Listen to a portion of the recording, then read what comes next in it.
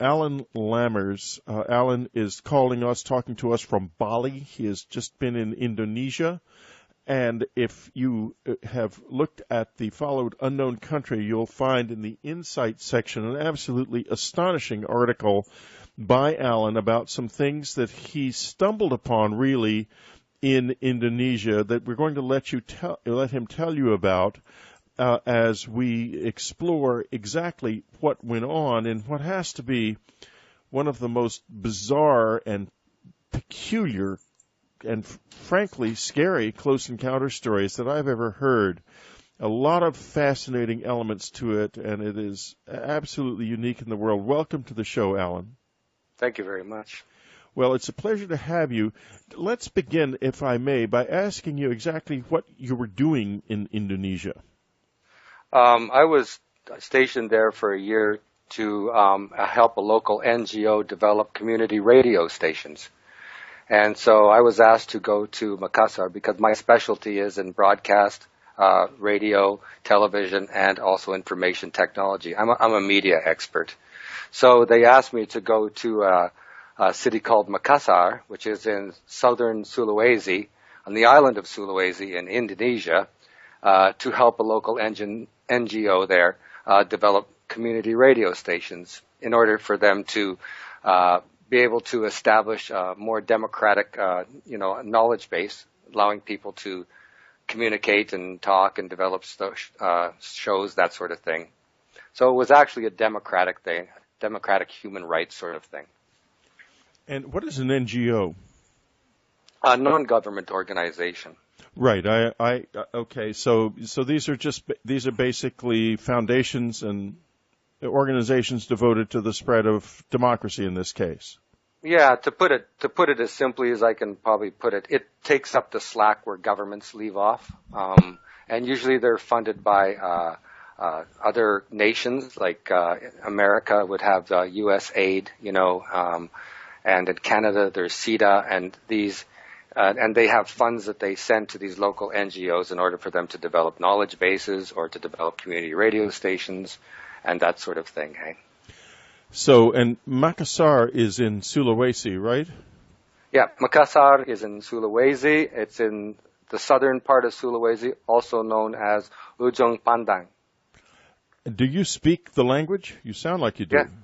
Yes, I do actually. Yeah. So you speak the language, and what drew you? Because it takes you were involved. It takes a lot of work to become as involved in something like this as to volunteer. Were you unpaid or expenses or anything or?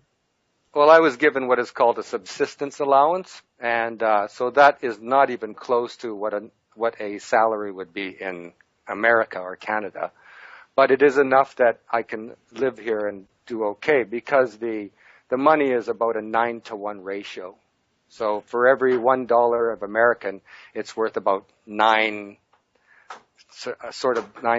rupiah. So it's quite a ratio. So it's enough to survive decently. It's not like starvation wages or anything.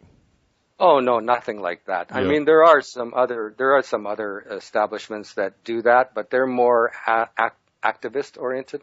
I'm not. Right. What I did wasn't an activist sort of thing. It was an advocate thing. And now the island of Sulawesi, it looks quite isolated on the maps that I've seen, and it is in fact quite an isolated area. You get there by flying from Jakarta, or I guess. Yep, you're absolutely correct. It starts. You have to fly to Jakarta, and then from Jakarta you go to Makassar from there, and it's about a 2-hour flight from Jakarta to Makassar. And yes, it is quite remote, especially for foreigners.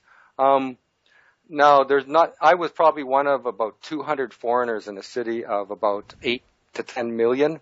So that gives you an idea about how few foreigners are over there. So when you asked me if I learned the language, it was actually a matter of survival to learn the language because there isn't really anybody there that speaks English. There wasn't at the time. No, I wouldn't think so. I mean, a couple of hundred foreigners, you'd be helpless without the local language. Yeah, exactly. So these humanitarian organizations will send me to a school to learn the language, at least give me the basics, and then from there I have to adjust to the dialect and all that sort of, of the language and learn it, or else it's going to be a really hard time. It took me about 7 months to learn the language, but it was literally trial by fire. Right, and I'm sure there was no Berlitz course or anything. Nothing like that. There might be now. It's hard to say, but I never used it at all, and it's probably not very accurate.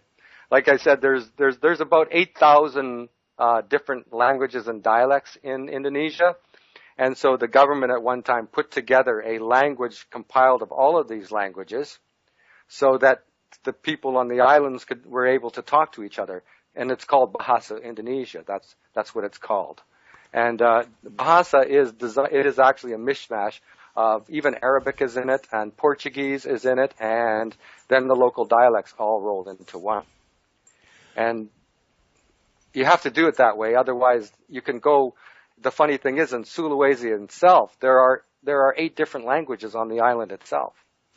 Wow. So what a challenge. And here you are all alone, essentially out there, trying to do something difficult to teach people about radio who probably didn't have all that much knowledge of technology, but probably enough to at least follow along with what you were doing. And you ended up going to a small village in the district of Sandu Batu. Why did you go there? We went there to speak with the local leaders there because they wanted to have they wanted to build a community radio station. There's a fair amount of illegal logging going on there, and they wanted to develop some sort of voice because they can't directly approach these illegal loggers, right? Because they're quite dangerous.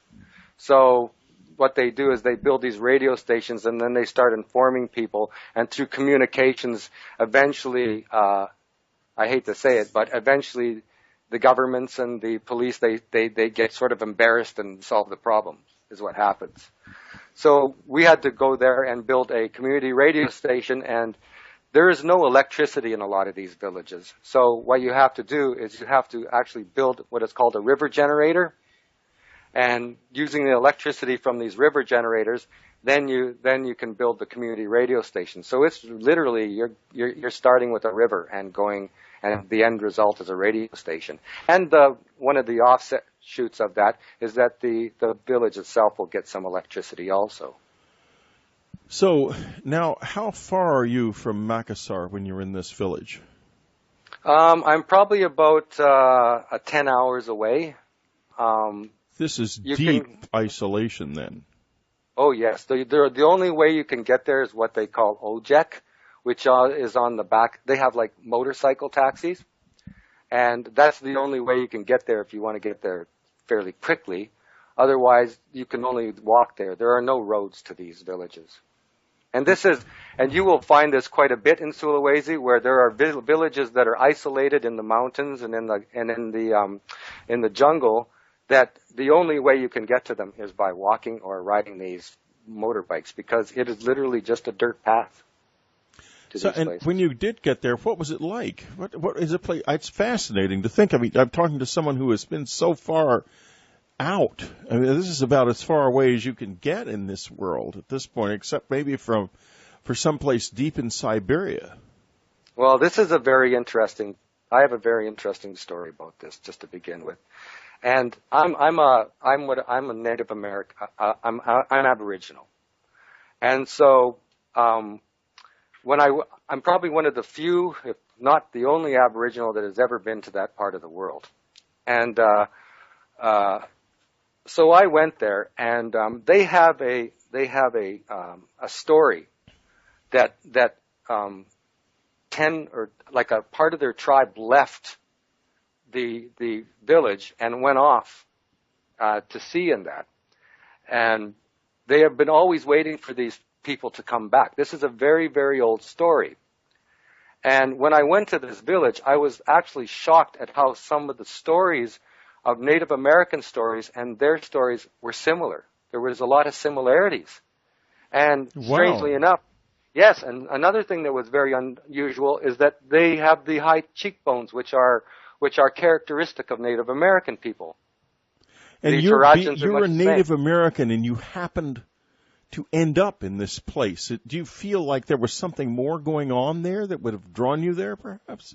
Well, they were very they opened their arms to me up to me right away, and they were very friendly, and all of a sudden they started telling me that they were suspecting that maybe I was one of the family that was trying to returned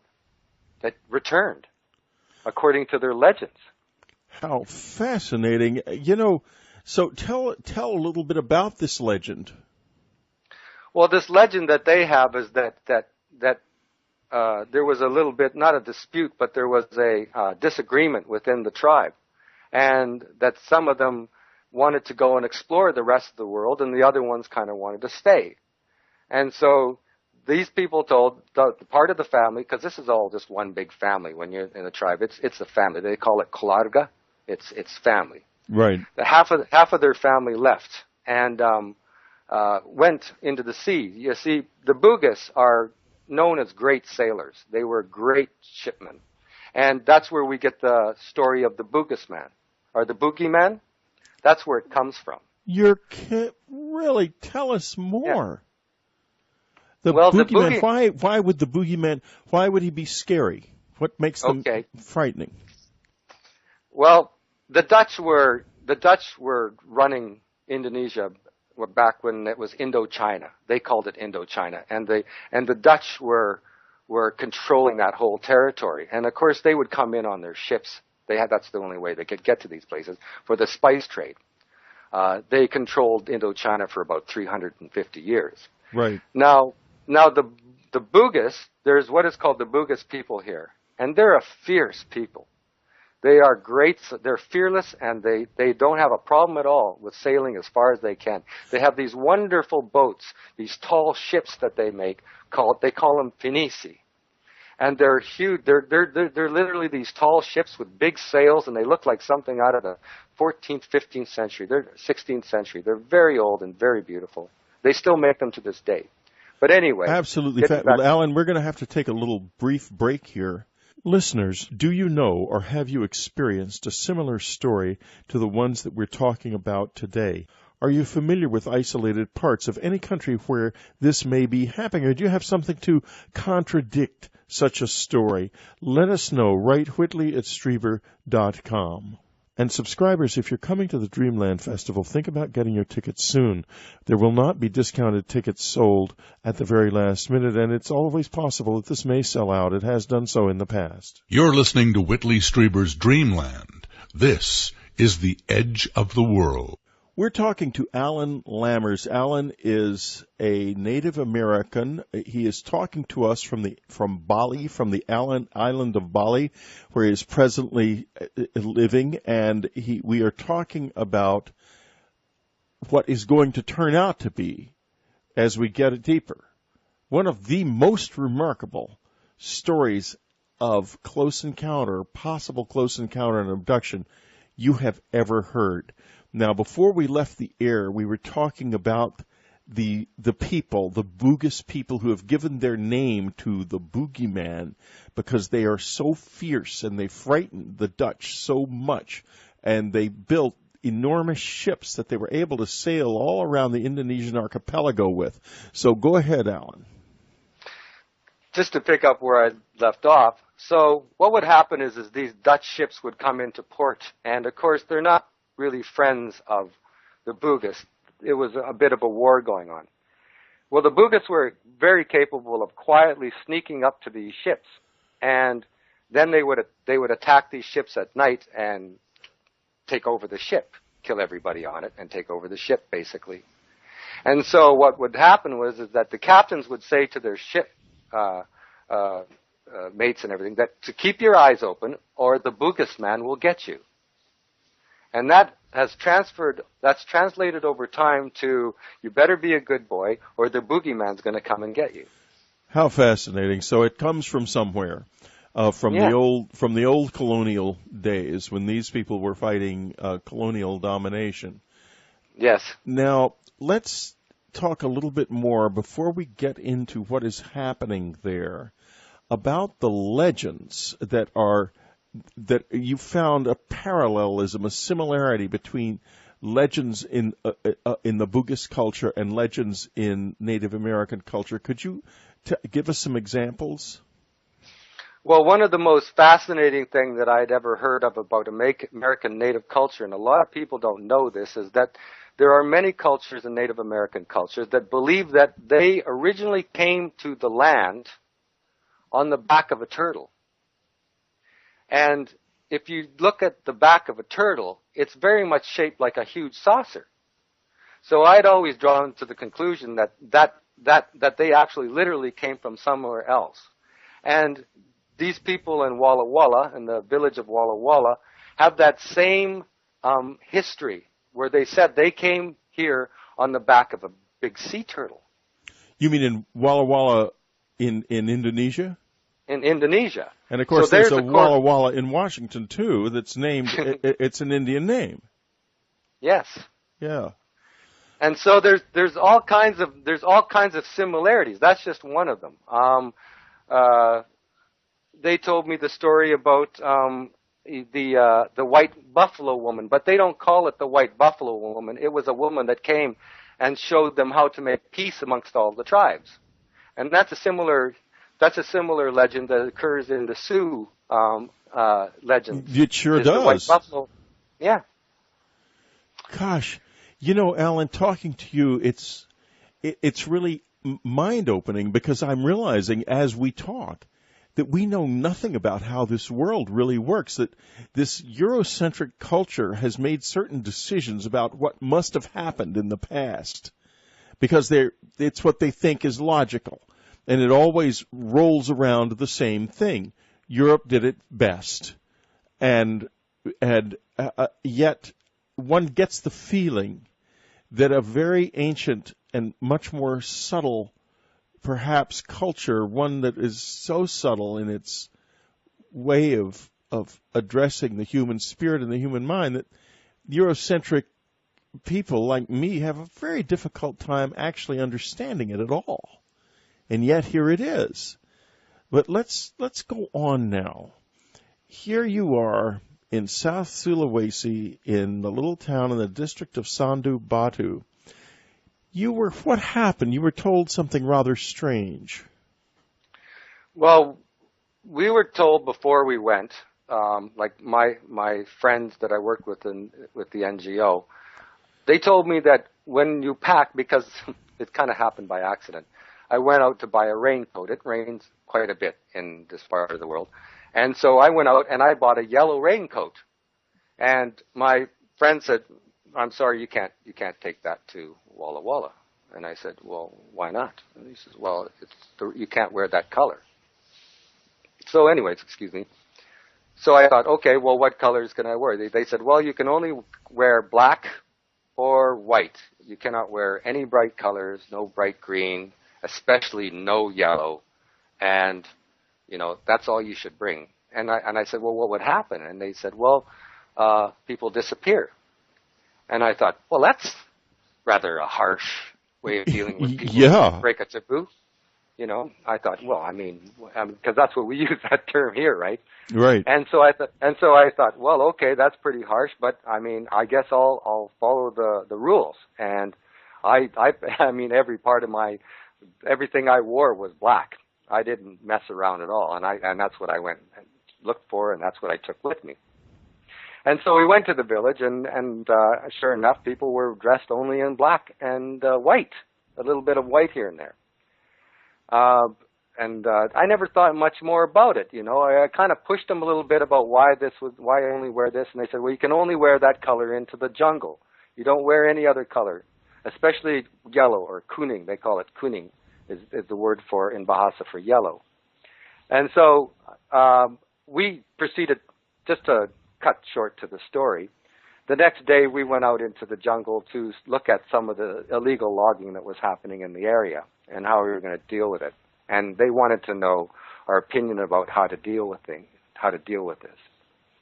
Now, there was about 8 or 10 of us. There was 10 of us that went out, and we went through the jungle, and we spent the whole day, and we mapped out where we were going to put some where the best place to put a generator was and all that sort of thing.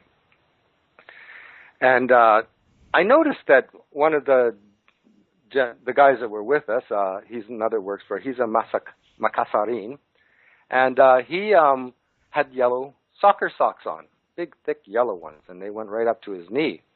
And we all wear pants in the jungle. You wear pants. You don't wear shorts in the jungle. Oh, of course.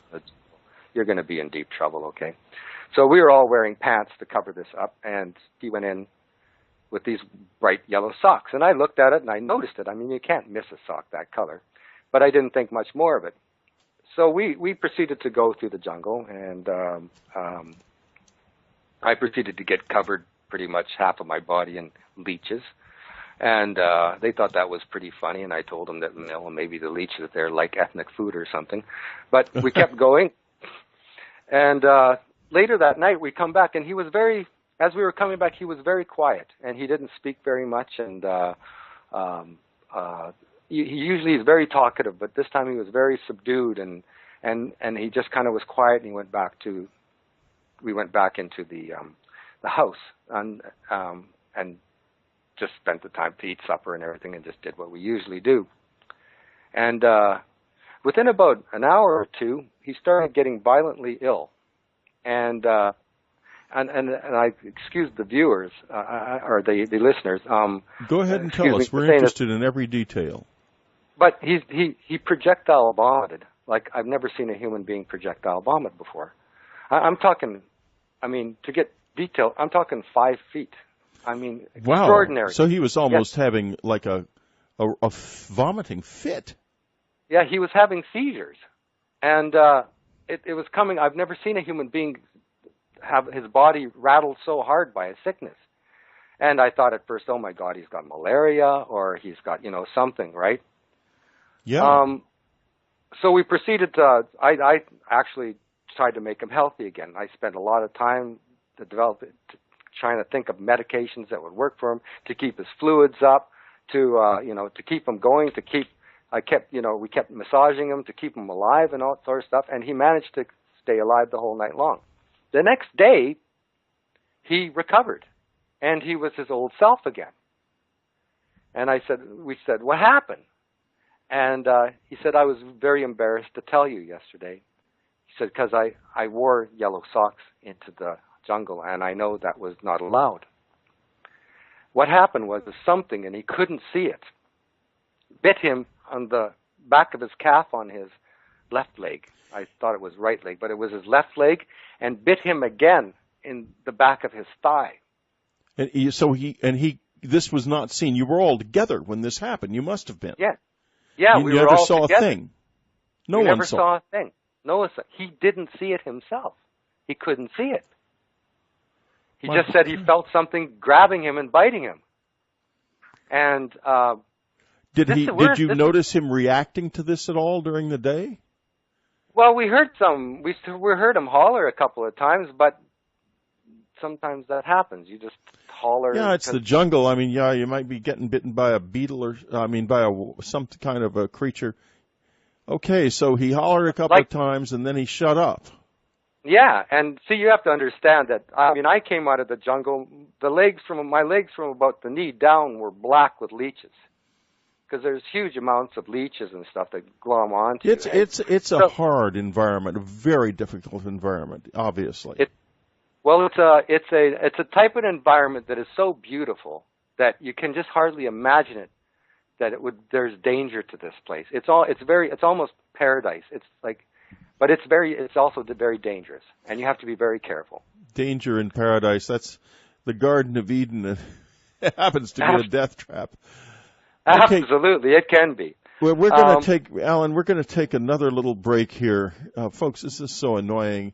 I hate to do these breaks. I'm tempted to just go ahead with the rest of the show, and maybe I'll do that, but because this is so absolutely fascinating. Okay, we're going to take our break. We'll be right back. You're listening to Whitley Strieber's Dreamland Online. We're talking to Alan Lammers. He's talking to us from the island of Bali in Indonesia. He's just taken us to a little village out in the jungle on the island of Sulawesi, He was wearing, as warned by the local people, only black, for fear that if he wore anything else, he would disappear. One of the people in the group wore yellow socks, knee-length yellow socks. He was bitten by something that he could not see on his legs and his thigh, and then that night became so ill that he projectile vomited. Then he recovered the next morning and admitted that this had happened. And Alan, did you see the marks? Yeah, there was marks, but they were more like big scratches than bites. There was not usually that crescent shape to a bite or anything like that. Right. They were very unusual. I've never seen anything like this before, right? Right. And so we examined it a bit, and I kind of thought, well, I mean, I don't know what this is, and the rest of the group kind of wanted to get on with things. So did he look like he'd been? Did he look like he'd been scratched with claws? Was that the appearance of it?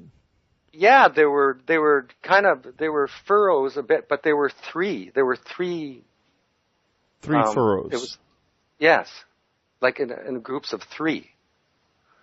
So it didn't look like a bite at all, but he said it felt like a bite. So it was something that grabbed him, I think, more than anything. But anyway, we proceeded to talk with the rest of the village.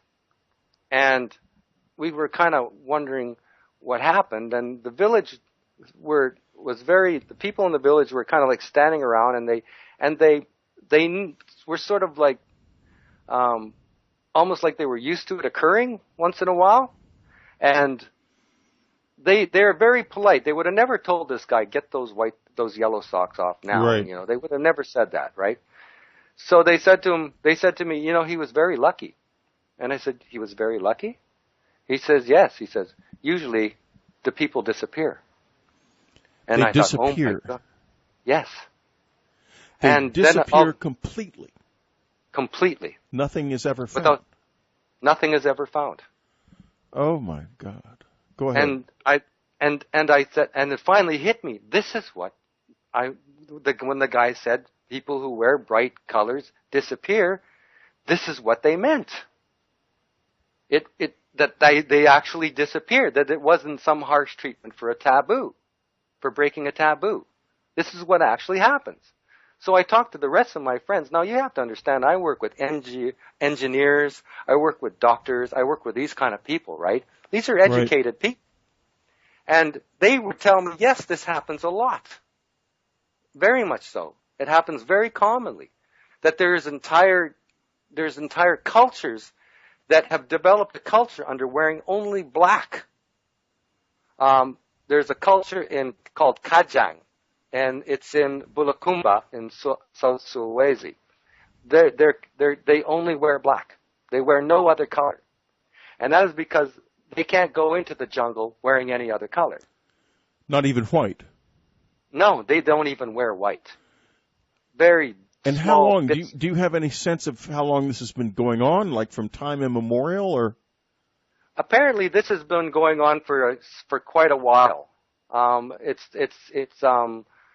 been going on for some time. That something has been taking these people, and it's been happening. Let's put it this way, Whitley. It's been happening so long that they've adjusted to it, adapted to it, and are resigned to it. That this occurs. Do people who wear black in the jungle ever get taken? Yes, but you have a better chance of not being taken if you wear black. But whatever these are, will take them. Now, I thought maybe it was a snake. Because the largest snake ever found in the world, the Guinness Book of World Records snake size, was found in Sulawesi. So I thought, well, maybe it was snakes. But they kind of, no, it's not a snake. I said, well, what is it? And they said, it's the jinn. And I said, the jinn? Yeah, that's what it is. As in the Muslim, the Middle Eastern tradition of the jinn actually predates the Muslim religion for very much. but the idea of the jinn, and the jinn is a... Go ahead and tell us. Well, they use the word jinn because Sulawesi is 85% Muslim, so Right. they will use that term. They also use the term, which is a more local called kachachi, which means little person. Have any of them ever seen these creatures? Well, that gets me. They have seen them. Yes, they get spotted once in a while. They do live. They say they live in the mountains. They say that because that's where they're found. They don't actually know if they live in the mountains, but that's where they're in the mountains in the jungle, and they just come down and they take. So I asked for a description, but I'll get to that story next because this is much more recent. Now, fast forwarding a bit till I come back. I got here just a little while ago, and a friend of mine I went to go visit and spend some time with, and she told me a story about her cousin who lives with her. And about on January 31st of last year, they decided to just go mountain hiking, and which is common there. Everybody does it, so it's normal. So there was 5 of them, and they went into the mountains to spend a few days. They brought 3 to 4 days worth of food with them. It was just like a normal outing.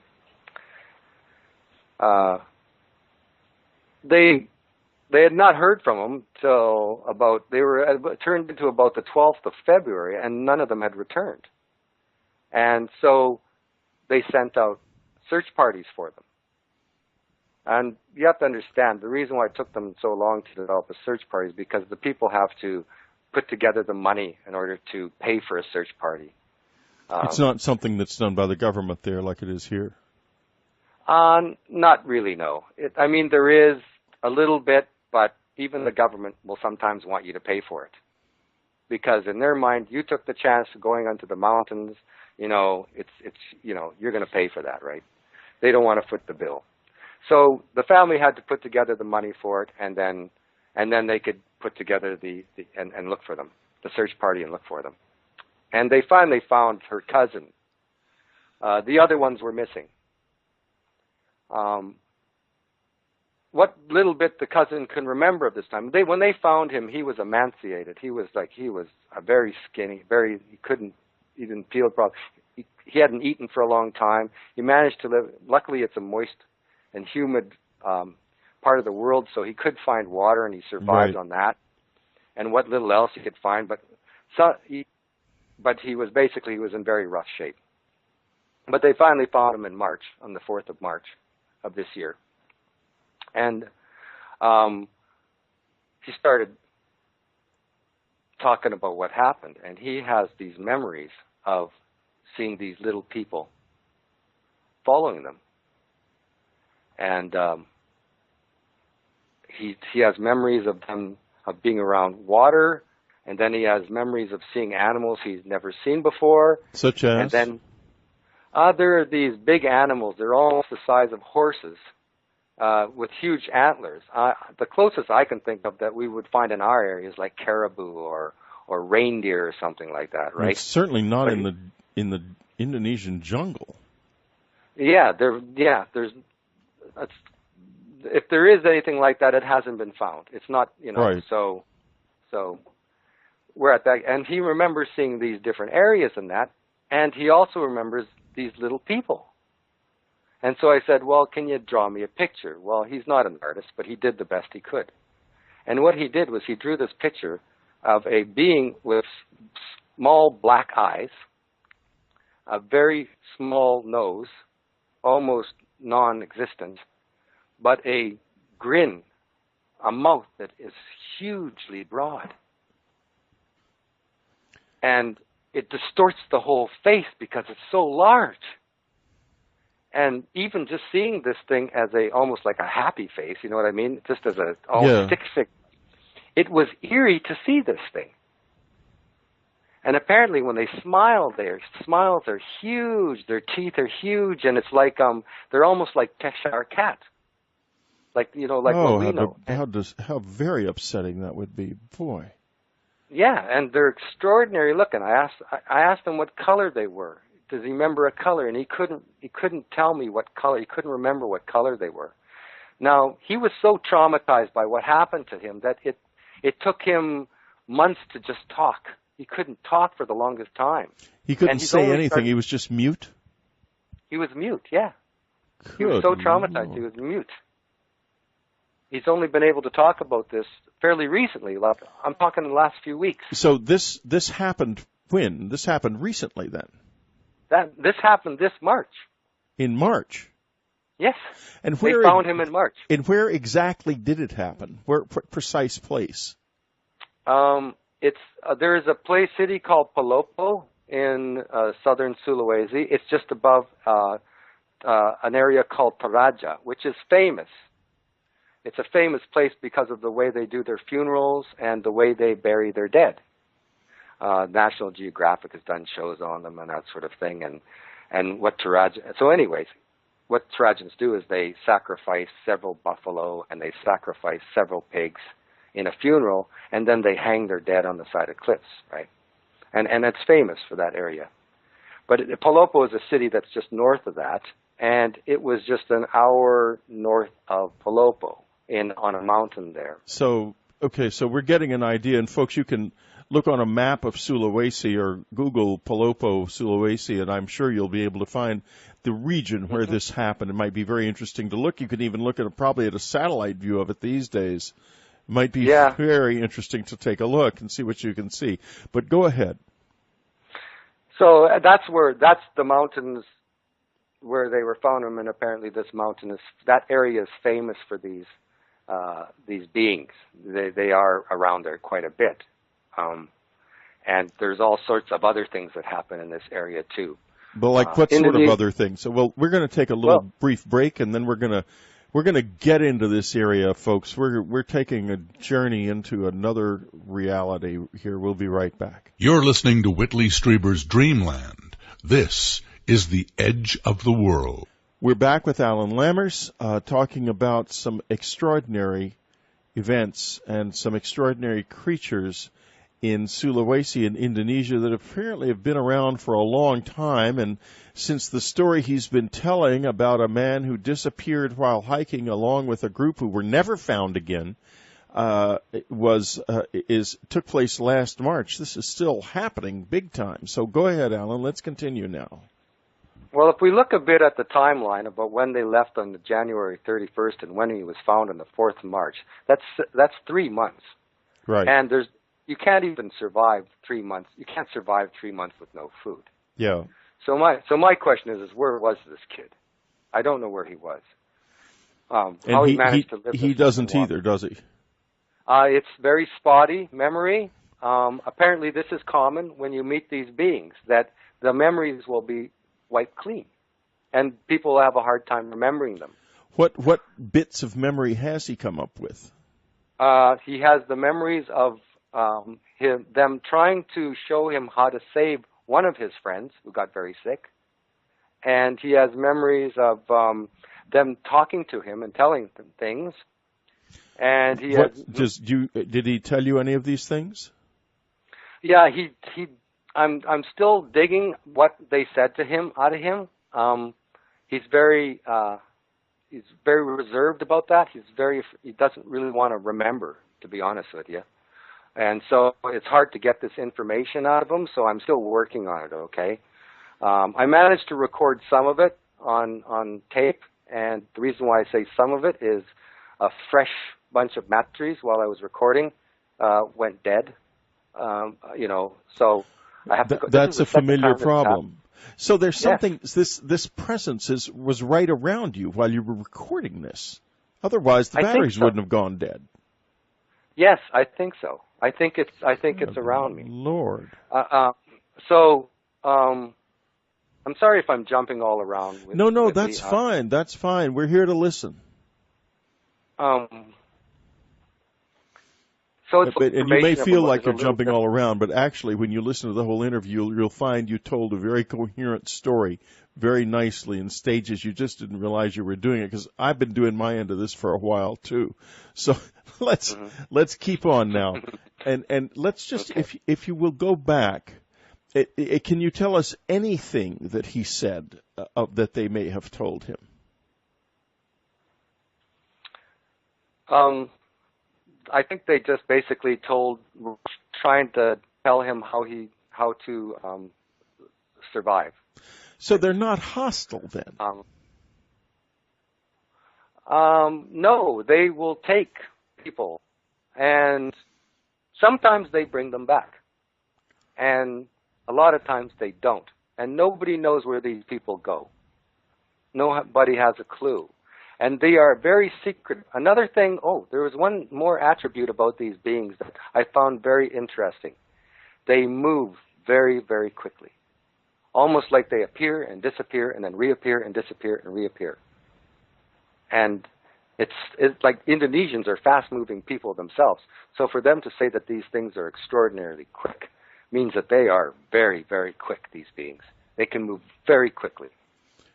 And so what he remembers is them coming in very quickly, saying things, looking after him a bit sometimes, and telling him how to make sure he drink or to try to help his friend, and then they would disappear, and that this is near the end of his journey with them, right? Because they were trying to put him back, I think. We're having a little audio problem in through here, but this call is coming all the way from Bali, so we just have to live with it. Let's hope it backs off a little bit. You broke up there for a couple of seconds, Alan. Could you say what you just said again?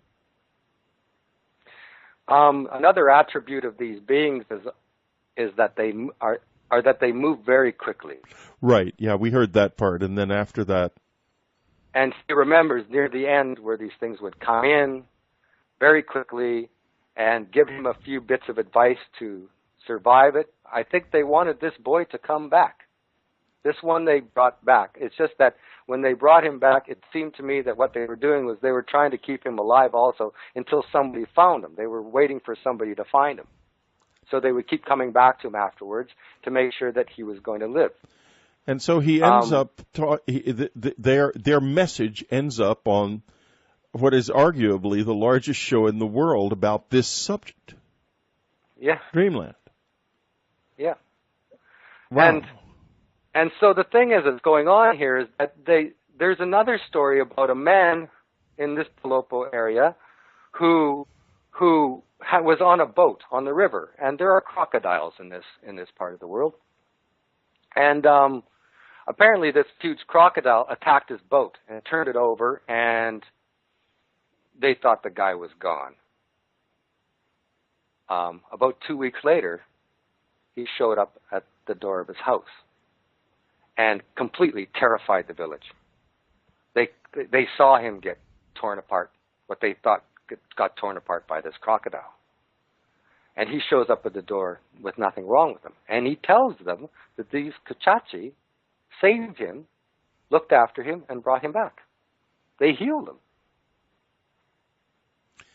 This is another story. So on the one hand, you have somebody getting bitten and being made terribly ill and people disappearing. And on the other hand, you have this boy who seems to have been intentionally allowed to come back and a man who was healed after being attacked by a crocodile. What does it add up to you in your mind? Whatever these beings are, they're not just malicious. They strike me as intelligent, that there is some purpose to what they do, that they almost treat these people like they're theirs almost. It's kind of, there's this symbiotic relationship, this give and take that goes with it. That sometimes they take these people and they never come back, and sometimes they bring them back and they either give them a message or they're used as an example of these to keep the memory alive. How very strange. And they call them Jin Kuchachi because they don't know what else to call them. And what does that translate into? Little demon. Little demon. Or little genie. Or Jin also means genie. Genie. Little unknown beings would be the best maybe way to. Yeah. Yeah. Yeah, that would be the best way to put it. Because they just can only use what words that they have. They have their local dialect stuff, but it's a mixture of the two, hey? And now, were you going to ask me a question? Yeah, I was just getting ready to ask you how you feel about your role in this, because it seems to me that, you've become a conduit for them. You're involved. Yeah, and the funny thing is that I seem to have been brought into the story a bit. And I guess if you really want to look at serendipity, here I am talking to you about it. Probably Right. one of the very, very few times this has ever been talked about in the world. In the world, and of course you're talking to somebody who is not only going to believe you, but knows how to ask questions about this, because it's been in my life, and I've had hundreds, thousands of cases brought to me from around the world. And not only that, I've actually seen something once that looked like what you describe. And I woke up one night in my cabin in upstate New York, and there were 3 of these things standing on my bed. They were short. They were 3.5 to 4 feet tall, and they were just like he described, with these huge mouths, and they just scared the living daylights out of me. I yelled and jumped up. I believe that was even one of the times it woke up my wife, and they were gone just like that. I never saw them again. They didn't do anything to me, but I know they exist because I've seen them with my own eyes, and they certainly range far from Sulawesi at times. Well, yes, and it's a bit of a personal story with me too, because well, tell the story.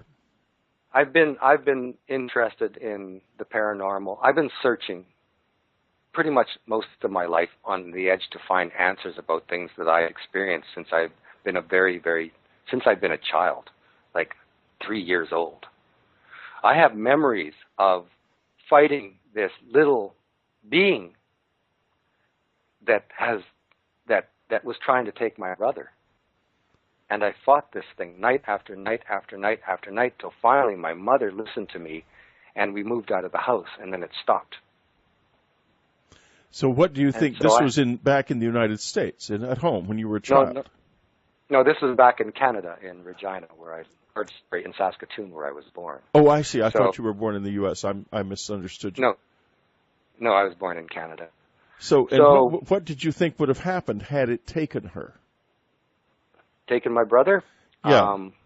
I don't know. I mean, it didn't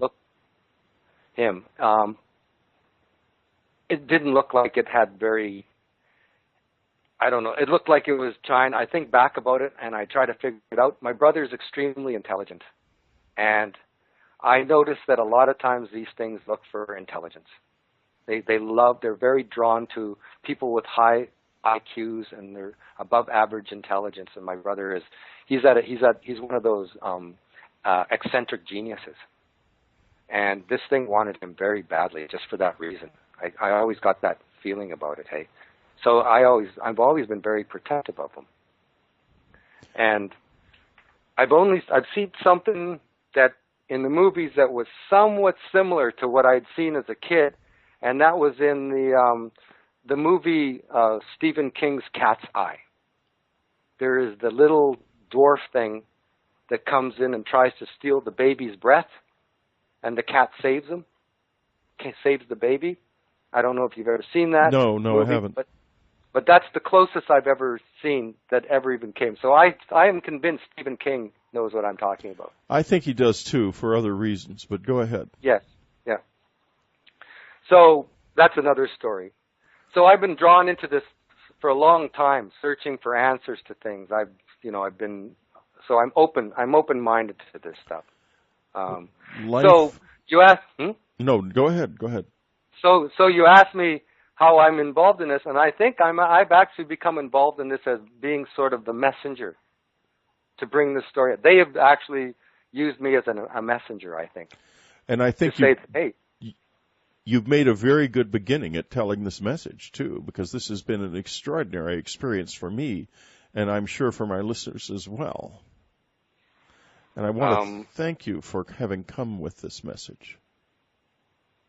Well, I thank you very much for interviewing me. I know you do have some very specific things that generally your interviewees have to have, like written a book or something like that, you know, and I haven't done anything. I only like that. I have only No, go ahead. I've only come with this story, and this is probably the most unusual story I've ever run across with. And it's also the biggest.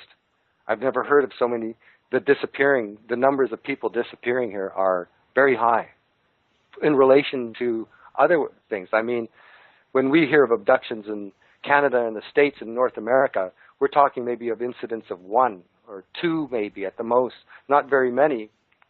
But there, it's happening here it's happening in Bali and in Indonesia, it's happening so often that they're resigned to it. And the interesting thing is that here, practically nobody is recorded as disappearing. People may disappear, but if they do, they are people who are in the wind, homeless people and stuff. They're not people like who live in families and things. If that was happening, I would know, but there it's different apparently. Yes, there it's different. They do have family, but the families also move on with their life. Like, this is a part of something that happens. Over once in a while, one of their family disappears in the jungles or in the mountains. It's just a fact of life with these people. They don't even really like to talk about it. And the funny thing is they were surprised I took it so seriously. They said, "Why do you want to know this stuff?" And sometimes they would get a little bit upset because it's almost like they don't want to talk. It's almost like it's hidden. They don't want to talk about it. It's underneath. It's a sub. You know, it's just under the current. They don't really want to talk about it, but it's something that they're willing to admit it, but they don't want to really talk about it that much. Why do you want to know? Why do you want to know this? Do you want to bring them? Do you want to anger them? What do you want to do? Because I even offered to go into the jungle and look for these things.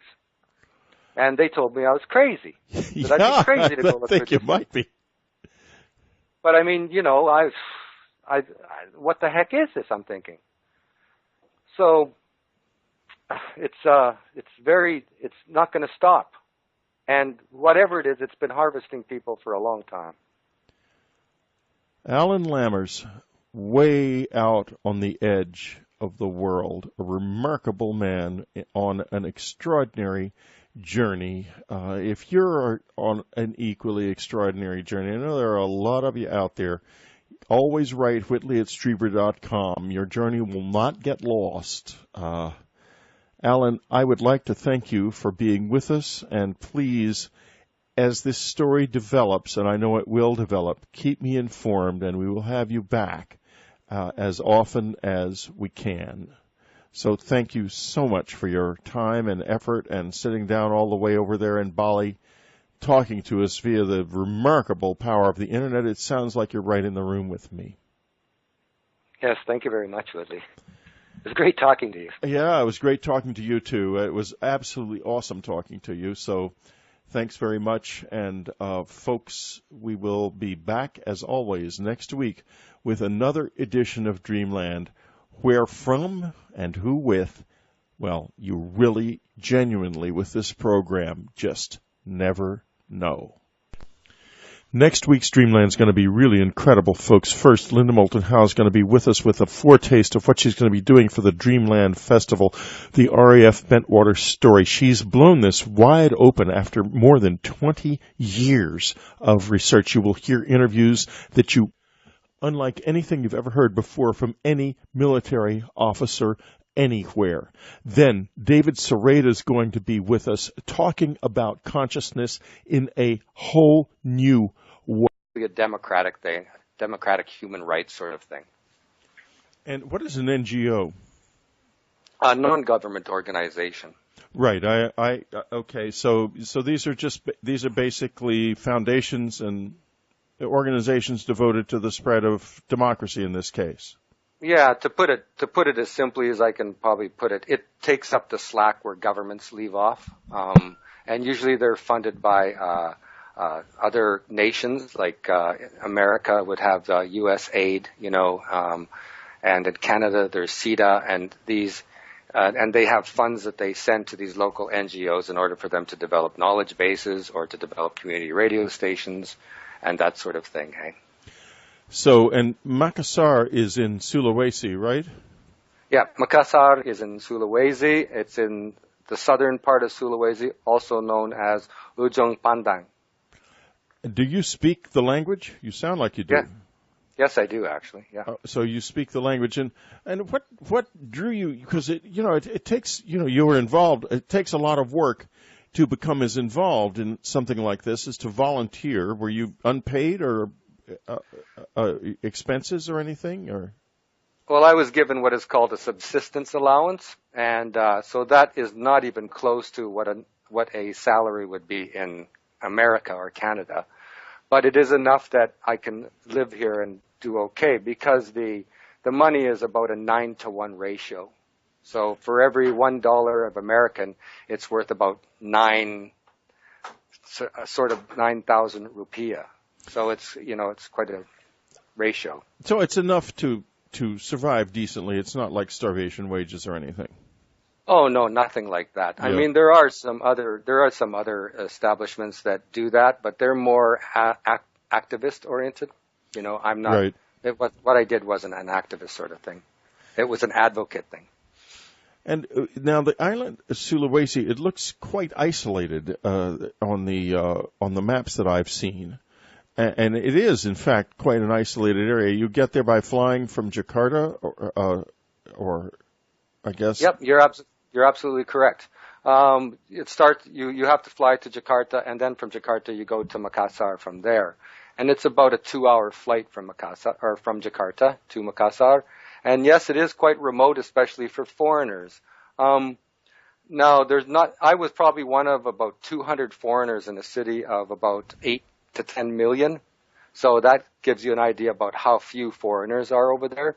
So when you asked me if I learned the language, it was actually a matter of survival to learn the language because there isn't really anybody there that speaks English. There wasn't at the time. No, I wouldn't think so. I mean, with a couple of hundred foreigners, you'd be helpless without the local language. Yeah, exactly. So these humanitarian organizations will send me to a school to learn the language, at least give me the basics. And then from there, I have to adjust to the dialect and all that sort of, of the language and learn it, or else it's going to be a really hard time. It took me about 7 months to learn the language. Approach these illegal loggers, right? Because they're quite dangerous. So what they do is they build these radio stations and then they start informing people. And through communications, eventually, I hate to say it, but eventually the governments and the police, they get sort of embarrassed and solve the problem, is what happens. So we had to go there and build a community radio station, and there is no electricity in a lot of these villages. So what you have to do is you have to actually build what is called a river generator. And using the electricity from these river generators, then you can build the community radio station. So it's literally you're starting with a river and going, and the end result is a radio station. And one of the offshoots of that is that the village itself will get some electricity also. So now, how far are you from Makassar when you're in this village? I'm probably about 10 hours away. This is deep isolation then. Oh, yes. The only way you can get there is what they call ojek, which is on the back. They have like motorcycle taxis. And that's the only way you can get there if you want to get there fairly quickly. Otherwise, you can only walk there. There are no roads to these villages. And you will find this quite a bit in Sulawesi, where there are villages that are isolated in the mountains and in the jungle, that the only way you can get to them is by walking or riding these motorbikes, because it is literally just a dirt path to these places. When you did get there, what was it like? But it was literally trial by fire. Right, and I'm sure there was no Berlitz course or anything. Nothing like that. There might be now. It's hard to say, but I never used it at all, and it's probably not very accurate. Like I said, there's about 8,000 different languages and dialects in Indonesia, and so the government at one time put together a language compiled of all of these languages, so that the people on the islands were able to talk to each other, and it's called Bahasa Indonesia. That's what it's called. And Bahasa it is actually a mishmash of even Arabic is in it, and Portuguese is in it, and then the local dialects all rolled into one. And you have to do it that way, otherwise you can go. The funny thing is, in Sulawesi itself, there are 8 different languages on the island itself. Wow. So what a challenge. And here you are all alone essentially out there trying to do something difficult to teach people about radio who probably didn't have all that much knowledge of technology, but probably enough to at least follow along with what you were doing. And you ended up going to a small village in the district of Sandu Batu. Why did you go there? We went there to speak with the local leaders there because they wanted to have they wanted to build a community radio station. There's a fair amount of illegal logging going on there, and they wanted to develop some sort of voice because they can't directly. Alan Lammers. Alan is calling us, talking to us from Bali. He has just been in Indonesia. And if you have looked at the followed unknown country, you'll find in the Insight section an absolutely astonishing article by Alan about some things that he stumbled upon really in Indonesia that we're going to let him tell you about as we explore exactly what went on in what has to be one of the most bizarre and peculiar and frankly scary close encounter stories that I've ever heard. A lot of fascinating elements to it, and it is absolutely unique in the world. Welcome to the show, Alan. Thank you very much. Well, it's a pleasure to have you. Let's begin, if I may, by asking you exactly what you were doing in Indonesia. I was stationed there for a year to help a local NGO develop community radio stations.